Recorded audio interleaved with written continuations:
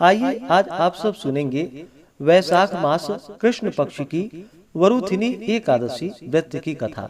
आप सभी भक्तों को वरुथिनी एकादशी व्रत की ढेर सारी शुभकामनाएं। वैशाख मास कृष्ण पक्ष की एकादशी को इसे वरुथिनी एकादशी व्रत के नाम से जाना जाता है। जो भी भक्त सच्ची श्रद्धा के साथ, नियम और निष्ठा के साथ वरुथिनी एकादशी का व्रत धारण करते हैं, इस दिन भगवान विष्णु का पूजन करते हैं, तो यह व्रत अनेक प्रकार के पापों को नष्ट करने वाली है। इस व्रत को धारण करने वाले को, व्रत में नियम पालन करने वाले को हजारों गोदान का पुण्य फल प्राप्त होता है। तो आइए सुनते हैं वरुथिनी एकादशी व्रत की कथा।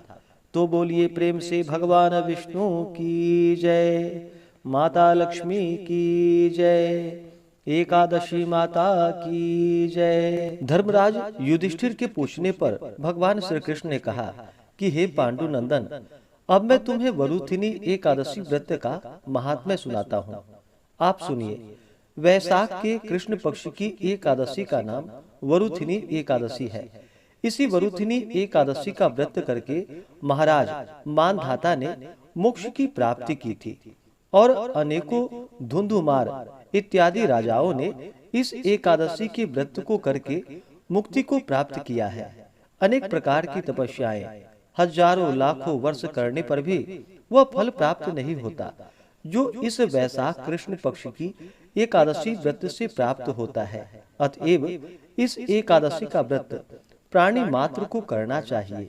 सूर्य ग्रहण में कुरुक्षेत्र में विधिवत स्नान पूजन कर 100 बार स्वर्ण दान करने का जो फल होता है, वह फल केवल वैशाख कृष्ण पक्ष की वरुथिनी एकादशी का व्रत करने से होता है।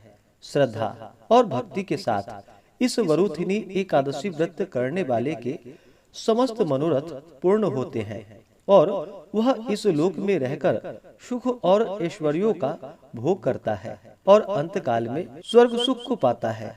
गजदान महान पुण्य को देने वाला और पाप एवं संताप का नाश करने वाला है। अश्वदान भी पुण्यप्रद है, मगर गजदान के समान नहीं है। पर भूमिदान का पुण्य अत्यंत ही महान है। उसकी तुलना में अश्वदान और गजदान एकदम तुच्छ है। भूमिदान से भी अधिक पुण्य फल तिलदान में है और तिलदान से अधिक हेम यानी कि स्वर्ण दान में है और स्वर्ण दान से भी अधिक पुण्य अन्नदान में है। अन्नदान महान और अक्षय फलों को देने वाला है। इसके समान पुण्य संचय करने वाला अन्य कोई दान नहीं। यद्यपि भूमि ही माता स्वरूप है, यही सब पदार्थों को उत्पन्न कर जगत का पालन करती है और यही देवता, दैत्य, यक्ष, गंधर्व एवं मनुष्यों को पालने वाली है। तथापि इससे भी अधिक और महान पुण्य अन्नदान में है, क्योंकि इससे भूखी आत्मा संतुष्ट हो आशीर्वाद देती है। यह दान यद्यपि पृथ्वी पर सर्वोपरि है, तथापि कन्यादान इससे भी अधिक पुण्यप्रद और मनोरथों को पूर्ण करने वाला है। मगर अन्नदान और कन्यादान से भी श्रेष्ठ विद्यादान है। यह दान धर्म, अर्थ, काम और मोक्ष को देने वाला है। वैशाख मास के कृष्ण पक्ष की वरुथिनी नाम की एकादशी का व्रत करने वाले को ये सभी पुण्य फल अनायास ही प्राप्त हो जाते हैं। शास्त्रों में बतलाया गया है कि जो दुष्ट मंद बुद्धि मनुष्य कन्या बेचकर धन प्राप्त करते हैं, वह महान पापी होते हैं। वह अनेक जन्म जन्मांतरों तक नरक में वास कर अंत में विडाल योनि में जन्म पाते हैं।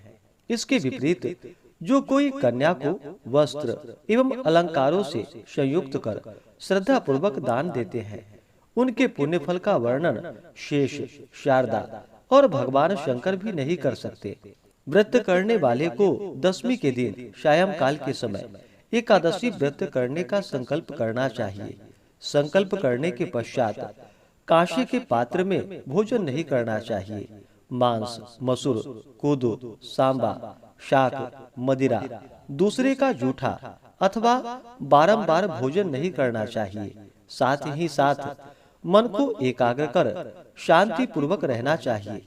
एकादशी के दिन प्रातःकाल नित्य कर्मों से निवृत्त हो स्नान कर भगवान का पूजन एवं भजन करना चाहिए। किसी प्रकार के बुरे भावों को मन में न आने देना चाहिए, जैसे कुत्सित कार्य, जुआ, चोरी, झूठ बोलना तथा मैथुन इत्यादि नहीं करना चाहिए। शांति से सात्विक बुद्धि धारण कर भगवान का भजन करना चाहिए। दिन एवं रात्रि किसी भी समय निद्रा के वशीभूत नहीं होना चाहिए, बल्कि जागरण कर भगवान के सामने नृत्य, गीत आदि करके भगवान की आराधना एवं पूजन करना चाहिए।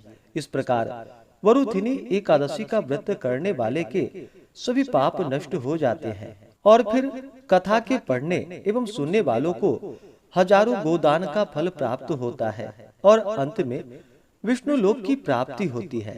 कथा के अनुसार प्राचीन काल में नर्मदा नदी के तट पर मानधाता नामक राजा राज्य करता था। वह अत्यंत दानशील तथा तपस्वी था। एक दिन जब वह जंगल में तपस्या कर रहा था, तभी न जाने कहां से एक जंगली भालू आया और राजा का पैर चबाने लगा। राजा पूर्ववत अपनी तपस्या में लीन रहा।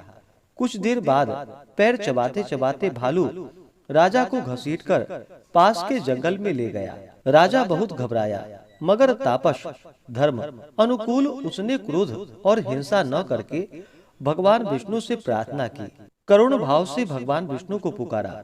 उसकी पुकार सुनकर भगवान श्री हरि विष्णु प्रकट हुए और उन्होंने चक्र से भालू को मार डाला। राजा का पैर भालू पहले ही खा चुका था। इससे राजा बहुत शोकाकुल हुआ। उसे दुखी देखकर भगवान विष्णु बोले कि हे वत्स, शोक मत करो, तुम मथुरा जाओ और वरुथिनी एकादशी का व्रत रखकर मेरी वाराह अवतार मूर्ति की पूजा करो। उसके प्रभाव से पुनः सुदृढ़ अंगों वाले तुम हो जाओगे। इस भालू ने तुम्हारे जो पांव काटे हैं, यह तुम्हारे पूर्व जन्म का अपराध था। भगवान की आज्ञा मानकर राजा मानधाता ने मथुरा जाकर श्रद्धा पूर्वक वरुथिनी एकादशी का व्रत किया, जिसके प्रभाव से राजा शीघ्र ही पुनः सुंदर और संपूर्ण अंगों वाला हो गया। इसी एकादशी के प्रभाव से राजा मानधाता स्वर्ग को गया था। जो भी व्यक्ति भय से पीड़ित है, उसे वरुथिनी एकादशी का व्रत रखकर भगवान विष्णु का स्मरण करना चाहिए। इस व्रत को करने से समस्त पापों का नाश होकर अंत में मोक्ष की प्राप्ति होती है। तो बोलिए प्रेम से भगवान विष्णु की जय, माता लक्ष्मी की जय, एकादशी माता की जय, भगवान श्री कृष्ण की जय। ऐसे ही ज्ञानवर्धक जानकारियाँ प्राप्त करते रहने के लिए, व्रत पूजा के बारे में जानने के लिए, कथा को सुनने के लिए चैनल पे अगर आप पहली बार आए हैं तो चैनल को लाल बटन दबा करके सब्सक्राइब करें, साथ में बेल आइकन घंटी को दबाएं ताकि आने वाली वीडियो का नोटिफिकेशन आपको समय से मिलता रहे।